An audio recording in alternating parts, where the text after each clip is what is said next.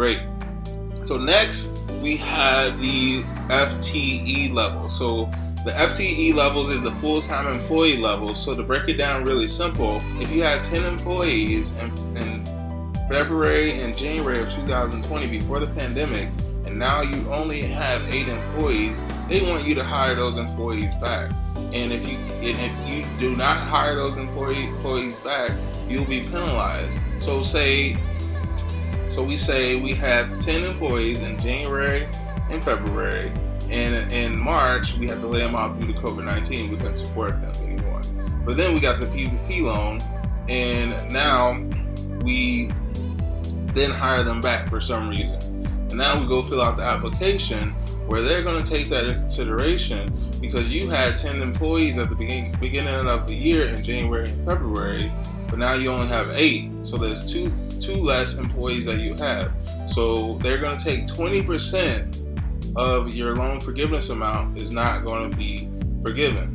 So 20%. So you take the 10 minus 8, which is 2. Then you take 2 divided by 10, which is 20%. That is going to be the reduction in your forgiveness amount. Now, say you got this PPP loan and you were smart and you went out and you hired those people back. So now that you have 10 people like you had in January and February, you're okay. You're going to get the whole 100% of the forgiveness amount. Or if you hire more people, say if you had 10 people, now you have 20 people, you're going to get the full amount forgiven that you request. So it's important that you hire back people.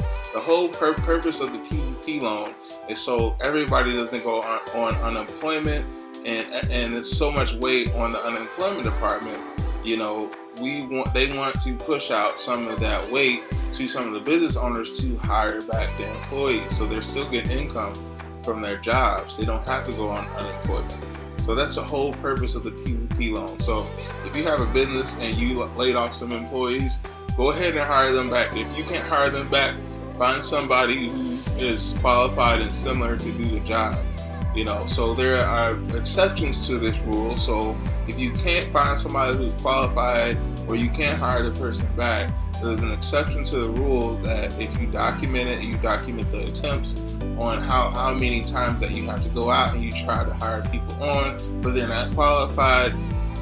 This makes an exception to this. So you'll still get that 100% of your loan amount forgiven. It won't be a 20% deduction if you're able to prove that you weren't able to hire those 2 employees back. So you won't get that 20% deduction. It all is in the documentation. So this is why we heavily recommend you get some consultation, and definitely get the loan application filled out correctly the first time, because you don't want to pay any money back. You don't want 20% of your loan amount that you have to pay back now. Like, you just don't want that. So you want to prepare for that. You want to have the correct documentation to say that, hey, I tried to get the employee back, but they have these circumstances going on. Or I tried to hire similar employees, but I just couldn't hire them in time. So you have 24 weeks to do this.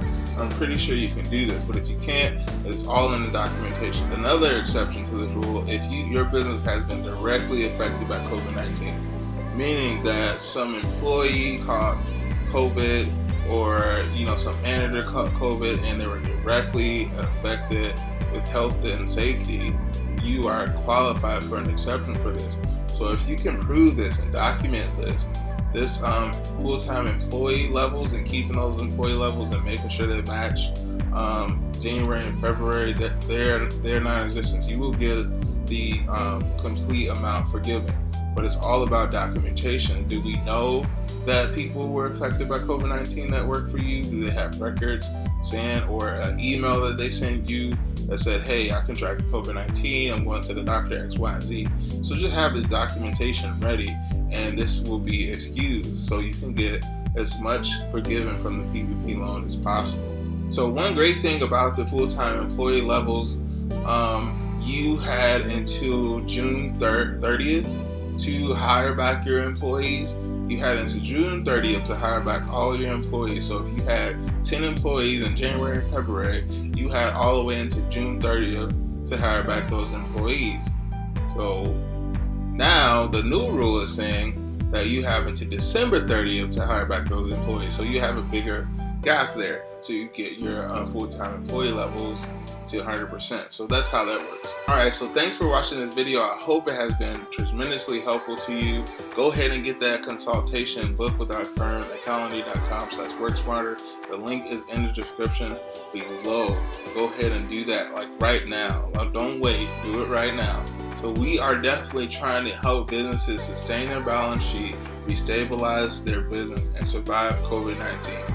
So we are definitely ahead of the game as far as knowing the nuances about this, and we really want to help you understand that if you fill out the loan application properly in the first round, and if you have your correct documentation, your loan forgiveness is going to be flawless, really flawless. But you want to get ahead of the game with people who know what they're doing and know how to get this forgiven for you.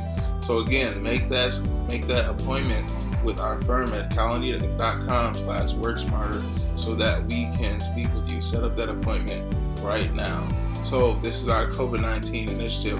On our next video, this is only part 1. In part 2, we're going to be talking about when the obligation to pay starts. So you're getting this PPP loan. When am I going to have to pay this principal and interest back?